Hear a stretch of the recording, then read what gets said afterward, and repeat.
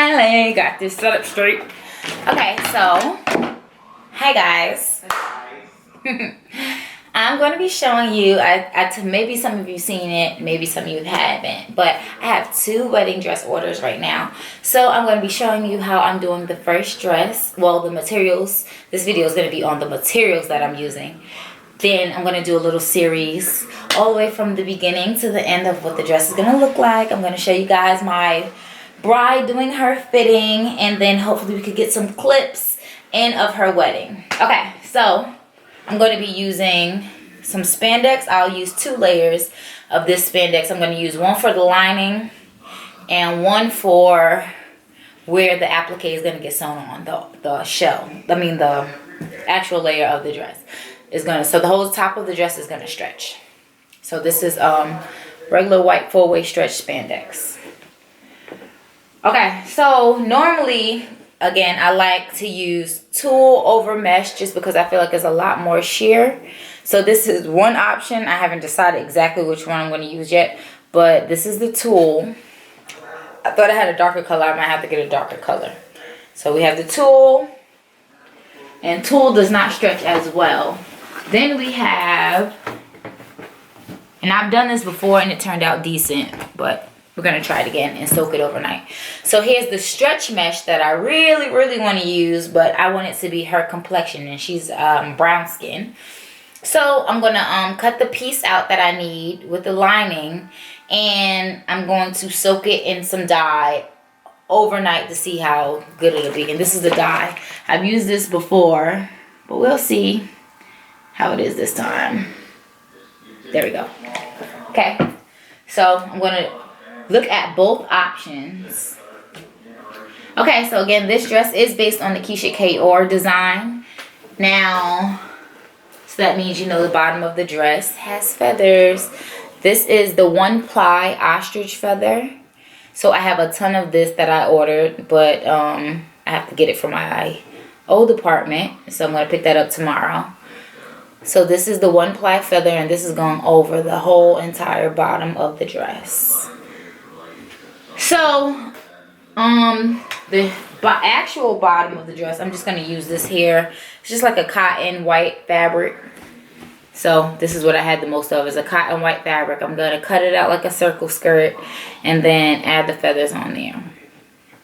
So, I'll probably just be either hot gluing and hand sewing the feathers, and then I'm going to use the E6000 glue for the top, and I'll use individual ostrich feathers so that it doesn't look like it's just cut off around the knee, so that it has like a gradient above the knee. So that's that. Underneath our dress, we are going to have some crinoline. So this is a petty skirt, and I buy them like this. I can make them, of course, but it's so much easier and cheaper to buy, but I adjust it if I need to. So I'll probably have to put some fabric and another row of boning in there, so that when she walks, she's not tripping and the dress isn't in her way and she can move around. So that's the bottom, and then it comes in a skirt form, but we're not going to use this whole skirt. I'm just going to attach the bottom circle part to the knee of her dress so that she's not all over the place and we got some shape in there. Okay, so for the goodies, the applique that's going on the top. So her dress is not all white. It has some blue in it because her fiance's tux is white with blue, and her colors are white and blue, and she wanted to have some applique. So we are going to the main part of the dress. This is the applique that we're going to be using. So this applique, and I will be selling this applique on my site for prom season. So this applique comes front and back. When you purchase it, it is front and back. So we have the front here, and I'll stand up so you can see. This is the front. This is what it looks like, and it's really pretty. So that's the front. This part goes on the shoulders. Same thing here. This is the back. So the back looks like this, and this is where our zipper is gonna go here. So that's our back. And then it has sleeves. So I have 4 of these in silver. So we're just going to be cutting them out as well as applique so that we can put them on the sleeves as well and fill in any spaces because the whole dress is going to be decked out in rhinestones. However, on the sleeve here, coming up the sleeve, we have some blue as well, and it's going to be blue on her wrist. So you see, we're going to be cutting this piece up here. You guys can see. Yep, so we're going to be cutting some of the leaf pieces out and putting them on the sleeve there. And then we'll see if she wants to add it elsewhere as well. So these are applique. We have 5 of these. And again, I will be selling these on my website. So please let me know.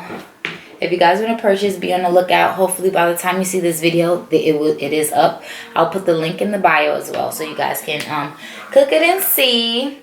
The other thing that I will be doing, however, I have to go grab some of the buttons. But the back of it is all buttons down the back. So we have the loop trim. And I'll grab that in a second. The loop trim and some rhinestone buttons. So the rhinestone is going to be all the way down. So stay tuned. Our next video will be on cutting out the lining of the dress. And then we'll do a video on sewing down the rhinestone applique and attaching the feathers.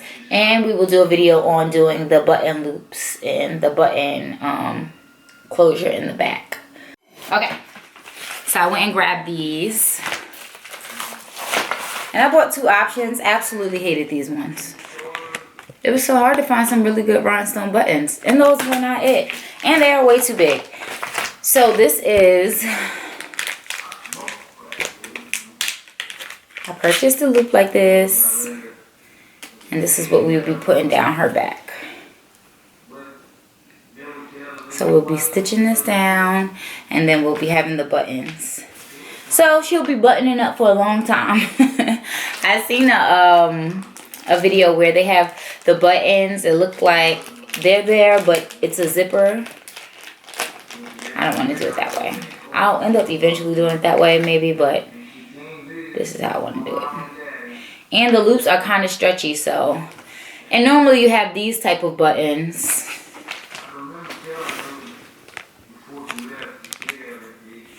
You see, but she wanted some sparkle, so we're gonna go with these.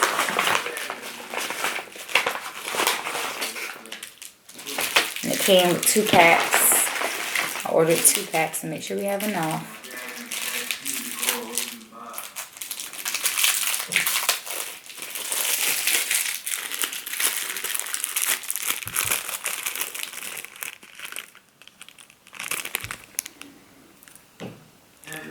That rhinestone. See? So this is what we're going to have coming all the way down her back.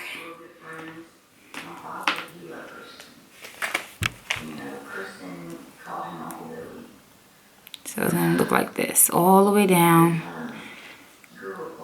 All the way, all the way, all the way down. I love it. I think it's going to be perfect. So. Now that is all of the materials that I will be using. If anything changes, you'll see it in the videos as I'm making it. So now I'm about to start on the lining. So yeah, stay tuned, and if you have any questions, please let me know. Please like, share, comment, and subscribe.